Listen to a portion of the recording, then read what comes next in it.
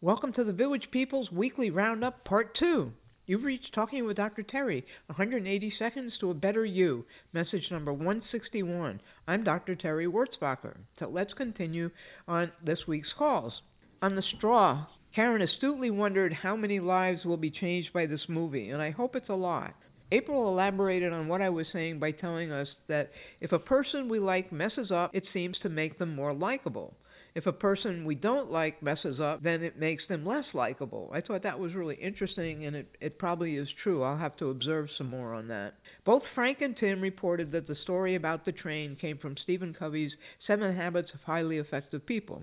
Tim also made me stop and think by telling me that it seems that when something happens to annoy him, the next thing he knows, he sees someone with a physical disability or some reason they can't engage in normal activity. This is kind of like smacking him in the head, telling him how could he possibly let something so small bother him when that person would give anything to experience the thing that annoyed him. On the Don't Judge a Book by Its Cover call, Karen talked about it being so important that we look beyond the cover. She told about a friend who was speaking at an event, and the friend was great. Then there was another woman getting ready to speak next, and Karen thought that she probably wasn't going to be that good, I guess from a first impression. Turns out, though, it didn't take long into the woman's speech before Karen had totally turned her opinion around. Ramona summarized the call perfectly, that we should utilize as much information as possible before we make a decision and a first impression.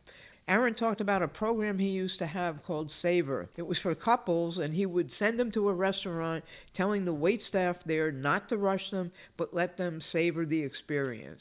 Oh, and Aaron, the Have a Diamond Day comes from the message on the song Some Days Are Diamonds and Some Days Are Stone. You get 12 demerits for not remembering that call.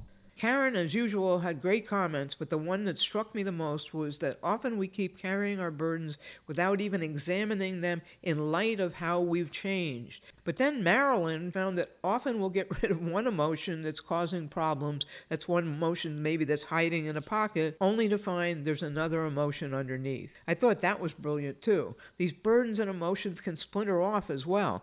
Perfect example, I bought a small bottle of Tylenol on one of my training walks. I took 2, put it in my vest pocket. I also had a baggie of trail mix in there, but today when I got home, I was looking for something else, and I found pieces of Tylenol tablets mixed in with raisins and nuts scattered all over the bottom of the pockets.